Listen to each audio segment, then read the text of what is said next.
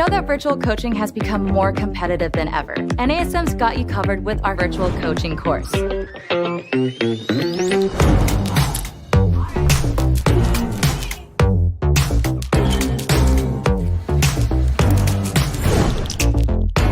NASM's virtual coaching course provides a complete solution to help you translate your services into a successful virtual platform. This course will give you the tools to build and operate a sustainable virtual business model.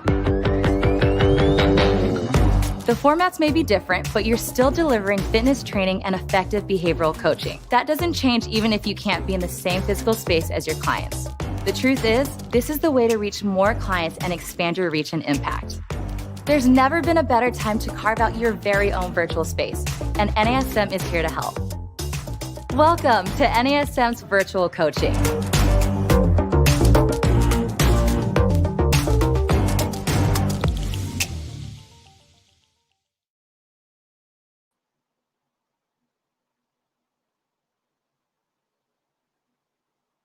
Hey everyone, happy Friday. I'm Angie Miller, and this is our NASM Strong Mind, Strong Body series, all about everything fitness and wellness. And I have a cool guy who's got a cool name, named Jason Coulie. And Jason works for TRX, so who doesn't love doing TRX? And I'm gonna let Jason just introduce himself for a second and just tell us what he does for TRX. How about that? Hey, thanks, Angie. I appreciate the shout out to TRX and the cool last name. That's not the first time I've heard it. So great thing, TRX, I am the Senior Manager of Education and Training and Business Development. I get the luxury of working with amazing instructors all across the globe, upskilling them on the services that they deliver and the experiences that they create with their clients. Okay, very cool. Very cool job. How long have you been in that position anyway? So I've been in the position for about 6 months. I transitioned at the beginning of the year and was lucky enough to get on with TRX right as the coronavirus COVID started to hit. And it's been an amazing experience so far. Yeah, that's good. You know, I'm sure it has been kind of amazing and kind of challenging with being that you got on right before the pandemic hit.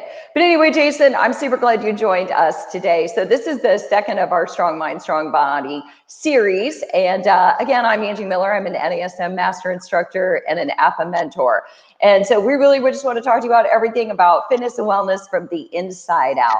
So today is a story about stories, because I really think that stories are the impetus to where we go, whether it's in the fitness space or wherever it is in life. Our stories kind of give us purpose, they guide us with intention, and they teach us lots and lots of lessons. And I think the fitness space is just full. It's just this big melting pot of people full of stories from all different journeys and walks of life who've entered the fitness space for different reasons.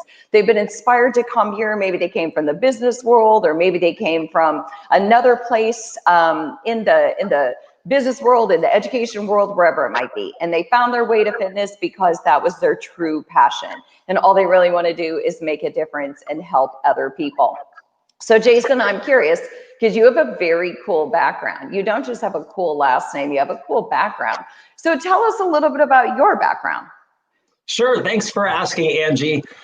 So before my TRX experience, I can take you back to the high school days where I was riding the bench for my baseball team in New Hampshire. I grew up in Manchester, New Hampshire.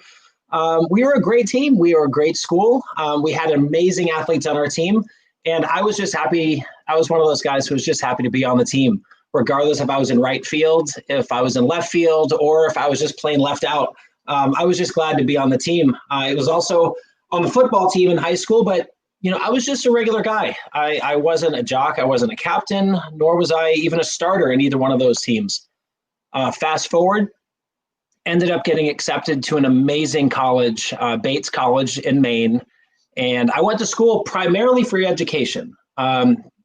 Most people, when you come out of high school, your goal is just to land an amazing opportunity at a school. And I was offered that ability to go into Bates College, where Division III isn't a scholarship school. You know, I probably wouldn't have earned a scholarship anyways based off my high school stats.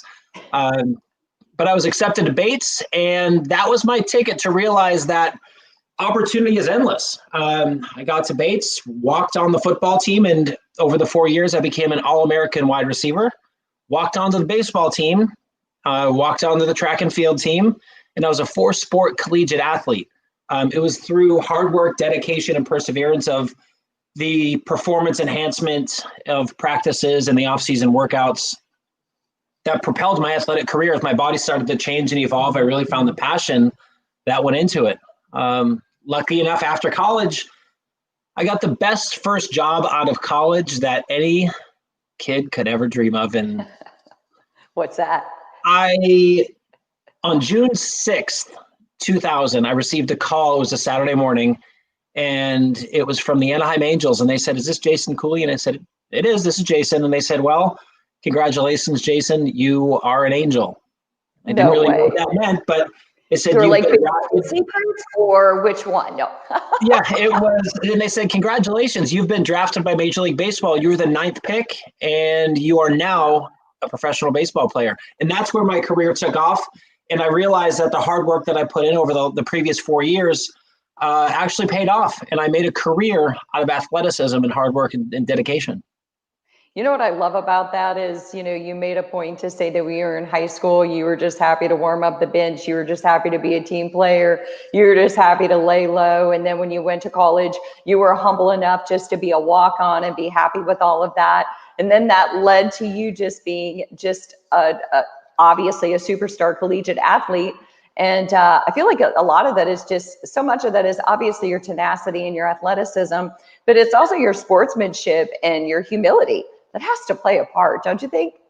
Sure. I think, one of the best things a great lesson that I've learned is teammates come first. If you're a great teammate, you play the role. Everyone has a position, and you have to know when it's your time. If you're a starter or if you're somebody that's on the bench, there will come a time where you have that opportunity to step up. And Angie, you mentioned something about tenacity. And when I look back into my college years, I'm able to remember tenacity was something that I prided myself on. And I can still recall myself saying to my teammates, you have to make sure that you have the tenacity of a 2-year-old in the grocery store when they want the candy bar as they're checking out. Now that is tenacity. If you can have the tenacity of a 2-year-old in the grocery store when they're checking out and they want that candy bar, that is tenacious. Yeah, that's kind of still me when I want that candy bar, or maybe like the Lucky Charms of the Pop-Tarts. It's all right up there. But yeah, that's cool. Tenacity is a super big thing. And I love that. I love that was always your lesson, and look where it led you. So here you are, you go from warming up the bench to being this major collegiate athlete to getting this phone call that you probably thought was a joke at the time. I don't know what you would think if you just pick up the phone out of nowhere. But how did you then transition from this amazing baseball career and this, athletic journey into the fitness space? Sure. I think if I knew then what I know now, I would have written a book along the way. But in hindsight, being able to look back, as a professional athlete, we know athletes across the world are dedicating so much of their revenue, so much of their earnings to taking care of their bodies. A lot of studies are coming out that with Russell Wilson and how much money he invests every year, you've got LeBron James and his investment, and then you've got one of the greatest athletes of all time, Tom Brady, and how well he takes care of his body with the TB12 method. It goes to show that when you have the right people around you, if you do the right things with sports performance, with nutrition, with exercise physiology, you have the right team around you, the sky's the limit. And we had those assets at our disposal as a professional athlete with the Angels. And 4 years of having the right team around us in sports conditioning and performance, I realized that I had an opportunity to make a career out of this. And when I went to school, my undergrad, I had always had a dream about being a teacher, because I wanted to be able to influence kids and be able to educate somebody, to have that light bulb go off inside their head where they have that aha moment. And I think in sports and in health and fitness, rather than the kids that are forced to learn and they're forced to go to school, and let's be honest, the last thing a kid wants to do is go to school and learn, the majority of them.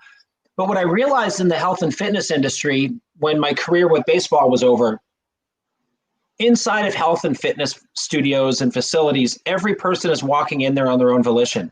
They're walking in there with a goal. They're walking in there with a mission. They're just walking in to become better. And the majority of the people that walk in don't really know exactly what to do. And I had that light bulb go off in my head where I said, rather than educate and upskill students who fight tooth and nail with the tenacity of that 2-year-old not to go to school and learn, let's parlay that love of helping people and take that health and fitness journey so that way I could work with a basic member who just wanted to lose weight or wanted to gain strength or just wanted to increase their confidence. That was the key that unlocked my fitness journey, is that light bulb went off that I said, this industry is exactly aligned with my personal goals. It's aligned with my mission. It's aligned with my personal vision, my values. And that's when I started to realize that this could be a career. Okay, very cool. So did you actually go into teaching then? Did you actually become a teacher? So I did a couple of substitute classes when I was finished baseball, and I said, you know what, let me see if this is actually what they made it out to be in college. And after a few weeks, I was just looking around going, oh my gosh, you've got to be kidding me. This is, now, God bless her, my wife is a teacher, and I don't know how she does it. To all the teachers that are out there, our kids would not be the same without you. So the teachers, y'all are such a blessed soul. And I couldn't do it.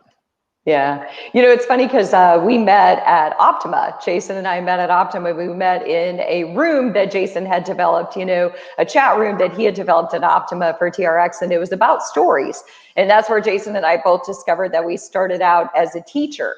So, my fitness journey was completely different from yours. And that's what was so intriguing. And once we got started talking, it was like we couldn't stop talking. But I did teach for a long time. And then I went back into teaching and taught college students. So for me, it's always been a part of my journey. I love to educate. And it's funny that it taught you and it still inspired you. And you still want to use that education foundation with TRX, but maybe not necessarily in a traditional classroom. Yeah, it's amazing that the principles that go into teaching, that go into education, they're transferable regardless of the industry. I think where I'm at now, I'm not teaching and upskilling clients or paying members. I'm upskilling and motivating and teaching employees and teaching trainers to really see their career to their fullest potential. So it is transferable regardless of industry. And once you find that niche that you love, and find that passion, that drivers, it's never going to stop. Yeah, I really do. I think that there are a lot of transferable skills that come into fitness. And that's why I think that fitness is such a cool melting pot, because those who come in from the business world have a great business sense. Those who come in with a marketing background have a great marketing background. Those of us who started out as educators, we find our space. And that's the great thing about stories, is that they lay the foundation. The stories are kind of like, the gas in the gas in the car. It's what kind of drives us and propels us to our purpose. If we have a natural inclination to want to educate people, we end up as an educator in the fitness space. If we have a natural inclination to do marketing, we probably hold a business position within the fitness space. But that's kind of the beauty of all these different backgrounds, don't you think? Yeah, I think that's something that is coming more apparent in the fitness industry, is the higher up that you go, or the more lateral that you move within the fitness industry, you're going to realize that all of those degrees that exist within the college degrees program, where it's marketing, finance, exercise science, there's so many transferable things that a degree is what I've realized is, if I go into college and I study finance, most people would assume that finance should directly then take me to a bank or banking or investing. Mm-hmm. However, most successful operations in health and fitness have a finance team. They have a finance department, and they're seeking people with finance degrees. And the same thing with marketing is, if you go into marketing, then most likely you're going to go to a marketing channel or a marketing company. However, health clubs and fitness, they have marketing teams as well. You could go up and down the list of degrees that are offered at major colleges and universities across the country and realize that there's a place inside of health and fitness just for that one purpose. Yeah. It's interesting because I told you I started out as a teacher. So really what led me into fitness was starting out as a teacher. And I shared this in an AFAA webinar early on. We were talking about kind of what led us into the industry. And the funny thing is I was teaching 5th grade and I had moved to Kansas City, Missouri. And I didn't know anybody. I just took the job, signed a contract, moved away by myself, didn't have any friends. And I was like, well, gosh, I'm working with a lot of married women who are teaching elementary age kids at the time. How am I going to meet people? So I joined a gym because, where else are you going to meet boys, right, Jason? And so I joined a gym, and then I realized that my inclination toward education, or in other words, my love to tell people what to do, was a transferable skill, which led me to group fitness. And then we started moving around. We moved like 6 different times across the country. And I was always building these big communities of men and women who love to do group fitness. And so I started producing fitness videos, and then I started presenting in the fitness space. And then it just became a full-time career. And that led me to want to go back into academia. And I ended up teaching at Northern Illinois University and teaching in the kinesiology department, teaching stress management and sports psychology. And then went back to my mental health background and put it all together. So now it's a little bit of education, a little bit of fitness, and a little bit of mental health. I think that's, you mentioned something about as you started to grow your community of men and women inside your facility and inside your circle of influence. I think that in the fitness industry is so powerful. Where even though we are a global industry and we're on the uptick at an amazing rate, still small community. It's a small community of like-minded professionals, like-minded people who share this passion, a passion either of personal growth, of professional growth, or of community growth. And I think that's such an amazing opportunity. People outside of our industry just look at us and typically if you say you're in the fitness industry, it's, what are you, a trainer? Yeah. Well, yeah, kind of. I am. Kind of. For the longest time, when I broke into the health and fitness industry, my previous job was a Major League Baseball player. Now, if you ask somebody, what do you do for a career? Oh, I play professional baseball. The ESPN, the Yankees, the Red Sox, the Angels. Yeah, that's what I do. And then I transferred into health and fitness. Yeah. So people ask you, so what do you do as a career? It's not as cool as saying I play against the Yankees or the Red Sox or the Cubs. So what do you do? I'm a trainer. And back then, if you go back 20 years to when I started in the industry, it was still fairly new in commercial health clubs. It's still fairly new in its infancy. It's not like a doctor or a lawyer that can be traced back through the decades. Health and fitness was around, but we're still on the up and up. And there's still a lot of people out there that are like, yeah, it's just kind of a part-time gig. But the health and fitness industry has so many different layers. There's so many verticals, so many horizontal paths that you can really make a career out of this. Yeah, I think so too. And I think you're right, because even back then, how many decades ago, if somebody called me a quote aerobic instructor, it was almost like, well, it's more than that. It's bigger than that. To lead communities of people, to educate people, it's bigger than that. And many of us have lots of different, what is it? Something in the fire, we're multifaceted. We have lots and lots of skill sets to share. And for me, that's actually how I got my job teaching at the university, was having that blend of having an academic background, even if it was teaching elementary kids. My chair who hired me said, I don't care what age you teach, the basic principles of educating other people and breaking down principles and guidelines and things that people need to learn, being able to educate, being able to reach you the way that you learn, because not everybody learns the same. And then blending that with my mental health background, that's how I was hired to teach stress management. It was a perfect class for me to teach to college students. And then I was also able to teach methods of group fitness. So I taught in the kinesiology department, so I got to teach all the football players and baseball players who were majoring in kinesiology the joys of teaching group fitness. Now, I have a question for you, Angie. When you became you're a master instructor and you now were traveling and doing your speaking events, you knew you were walking in teaching like-minded fitness professionals who wanted to learn from you, who you were in their seat a few years back where you were learning. What do you notice is the biggest takeaway or the biggest reward that you can gain by having a room full of trainers at, say, an Optima or an IDEA or an URSA looking up to you, and out of the hundreds of classes that they can attend and they can select, they select yours? Talk to me about that. You know what? I think the first word that comes to my mind is pure humility. I think that it's about meeting people where they are, never ever feeling like I am above them or that I know more than them. It's a journey, how we all got to where we got, right? It's a journey, and it's sheer humility. I'm always completely full of gratitude to have a room full of people who give me their time and their space. So what comes to my mind is, what can I possibly share with them to kind of increase or drive their passion and give them more tools, anything that they're looking for to kind of make their journey a little bit more positive, a little bit more to propel them to the next step. Yeah, I think that's a great way to look at it. I think humility is super important, and I think that comes off in your presenting style.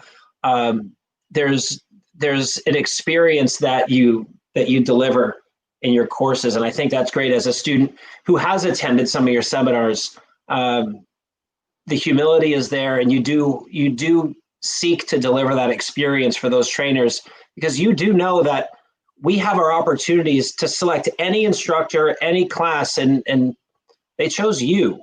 And that says a lot about what you've done, the class that you deliver, the confidence that you have in your subject, and also the level of instruction that you have. So I think that's a really, really great way to think about it, is delivering that experience through humility. Yeah, I love that. And Jason, I think what goes along with that too, though, is that as we do come into the fitness space, I think that because we come in with so many different stories and backgrounds, I think we kind of have to find our lane, so to speak. So for me, most of my presentations are about, coaching and leadership, or they're about exercise motivation or building resilience. A lot of mind-body stuff, the softer side of fitness, so to speak. So how do we get people there? How do we keep people there? Exercise adherence, motivational interviewing, stuff that's in my lane, stuff that combines my space and mental health and fitness. And so that's where I feel like I shine the most. And that's where I feel like that comes across if I'm going to do a presentation. So I think that's a big component of it too, is we are a big melting pot, but where do we actually shine in the industry? Where do we have the most to give? Right? Yeah, I agree wholeheartedly. And when trainers or fitness professionals typically look to advance their skill sets, they typically, in my experience, they want the shock and awe. They want the wow factor. They want the newest and coolest and sexiest exercise that they can show off on social media, that they can show off to their clients. And it's look what I can do, but I can do it better. No, you can't. I can do it better. Where the egos are so large, you've got to grease their head to fit them through the doorway. And that's okay. I'm not putting that down, because confidence is a huge part about fitness. However, there's something that you mentioned about mind and body and the mindset. Now that's a secondary component of health and fitness that really plays an amazing part in our members' journeys, in our gym members' journeys, is the ability to recognize confidence and celebrate the small victories. Ultimately, the fitness is a journey, and we know that just because you reached your 10-pound goal, your journey doesn't stop there. It's just a chapter. You start a new chapter, and that's a lot to do with mindset.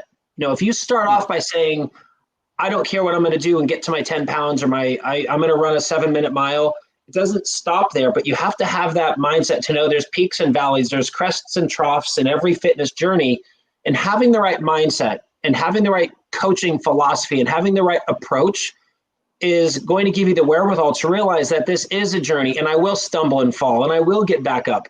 It's not a sprint. This is a slow and steady marathon to get there. And mind plays a huge role in this, because if your mind is tuned out, and I mean, physically, you can get up off the couch and get in your car and go to the gym. But if your mind says, I just don't want to do it, then you're already defeated and you've lost that battle. Yeah, absolutely. And it's so true. Mindset is everything. And just, it's the mental toughness. It's the mental willpower. It's finding what motivates people intrinsically and then tapping into that, because what motivates me is going to be different from what motivates you. And a lot of that has to do with our story. So it really behooves us to know what our client's story is, and then to also recognize that our stories shift and change over time. My story of getting into fitness literally started in Kansas City, Missouri, taking group fitness classes. And it's a completely different journey now. And I wouldn't be who I am if I hadn't had my experiences in academia. And I definitely wouldn't be who I am if I didn't see clients one-on-one in mental health, because that is such an integral part of who I am and how I approach people now, and how I train and how I lead and how I connect with the people in the room. So, that's a big one. And, speaking of obstacles, I have to ask you, you and I talked in that chat room when we were at Optima, we talked about obstacles. And a lot of times, I always tell people the biggest obstacle is ourselves, right? It's us getting in our own way.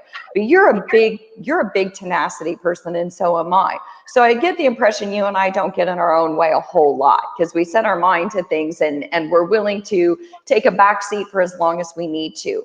But we talked about how, not throwing people under the bus or whatever, but just giving space for the fact that there are people along the way who are doubters. And there are people along the way who say, no, you're really not cut out for that, or nope, that's not going to work for you, or no, you have to do this, or this in order to do this next thing. And, sort of become the fitness police or the presenter police or whatever it is. And there's these people who feel like, there might be a roadblock. And if we allow it, there's been a couple of times along my fitness journey that if I really allowed those people to take over, and if I gave them the wheel of my car, they would have driven me in a completely different direction. Yeah, there are going to be doubters and naysayers along any path, a professional path, a personal path, whatever your journey is. When I look back at the people that say no and it's not going to work, I started off probably 15 minutes ago at the beginning of our call. And I told you that my very first job after baseball, when I was released from baseball, I started working in the health and fitness industry. And because I wasn't certified, I still recall in Southern California, I put in 21 job applications and I got denied 20 times. So the perseverance and the tenacity, just to know that every no gets me one step closer to a yes. I was starting to embrace the no, saying, all right, let's get this no out of the way, because that gets me that much closer to a yes. And I still remember having those conversations with those gym managers by saying, listen, you're not certified, and I just don't think there's enough room on our staff for you. When I knew I'd be able to make an impact, I knew that I had the ability to motivate clients, to motivate my teammates, and help the organization grow. And that no, as said, got me one step closer to a yes. And I learned to appreciate that.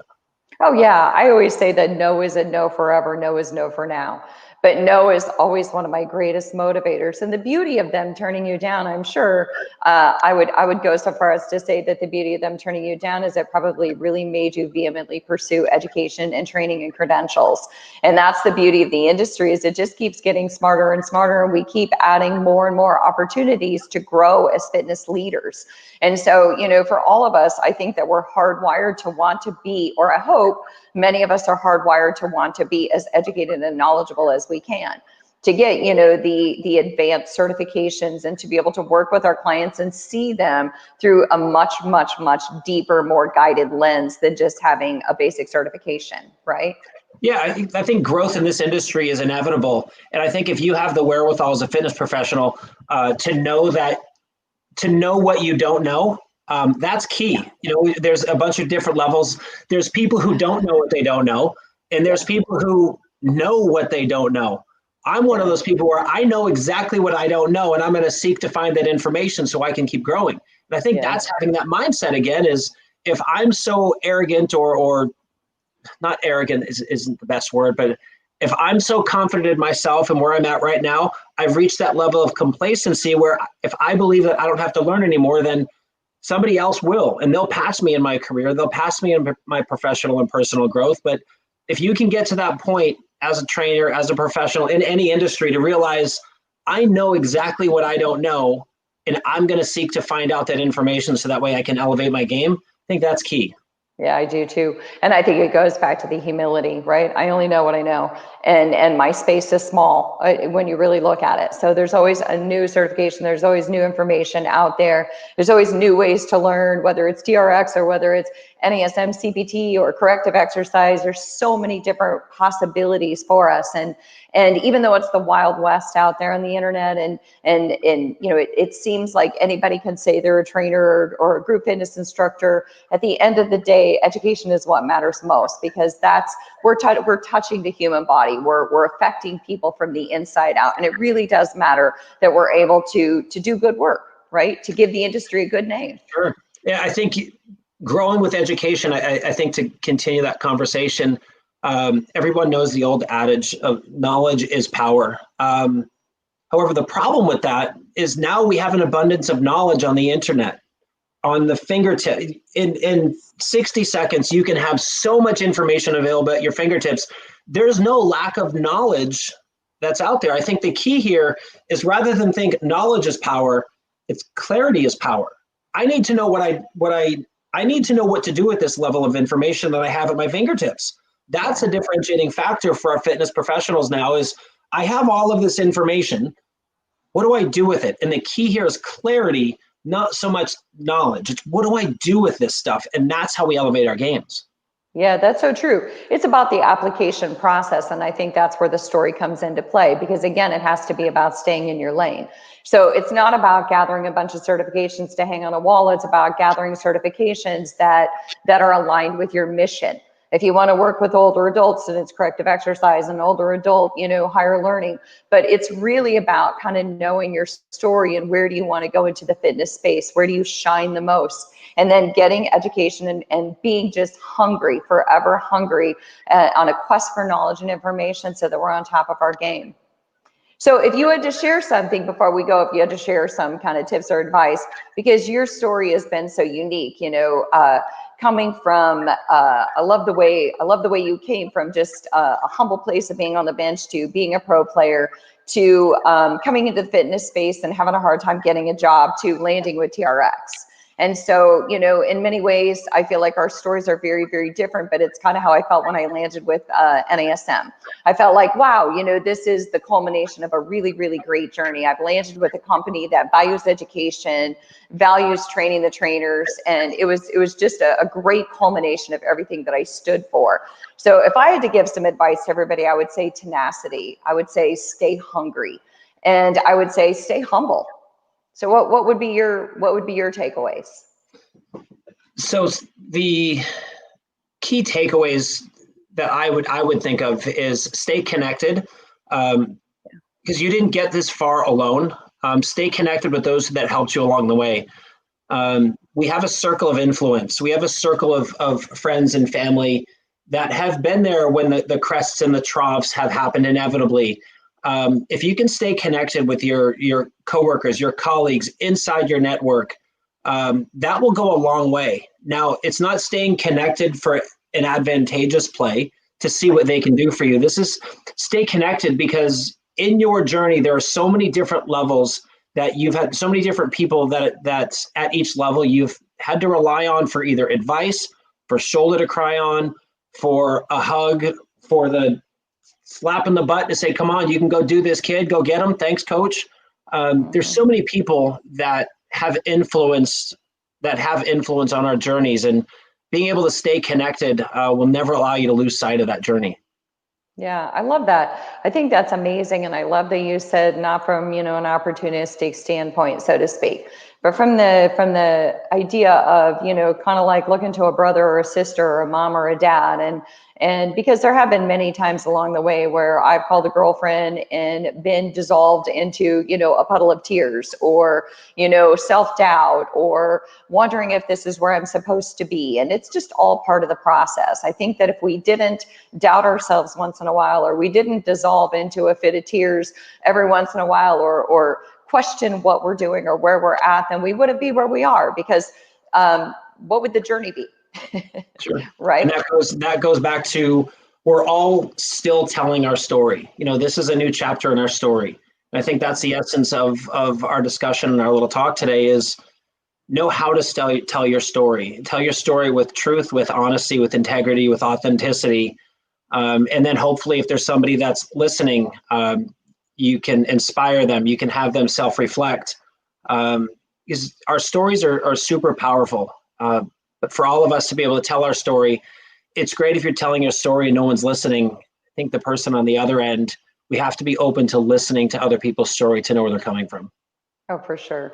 And my story is only meaningful if it has meaning to someone else, right? If my story can help somebody else get to where they need to be, then that gives more meaning and more impact to my story. So yeah, like I said, it's the gas on our engine. It gives us purpose and propels us where we want to go. That story is our mission, and that's how we connect with our tribe. So thanks, Jason Coulie. Thanks for joining me. Thanks for being such a cool guy. And I love your presentation style. So happy that you're with TRX, and so happy that we met in our Optima chat room. So next year it's going to be live, right? So take good care. Thank you again for being on. Thanks to all of you for joining us here on our Strong Mind, Strong Body show for NASM. Thanks so much.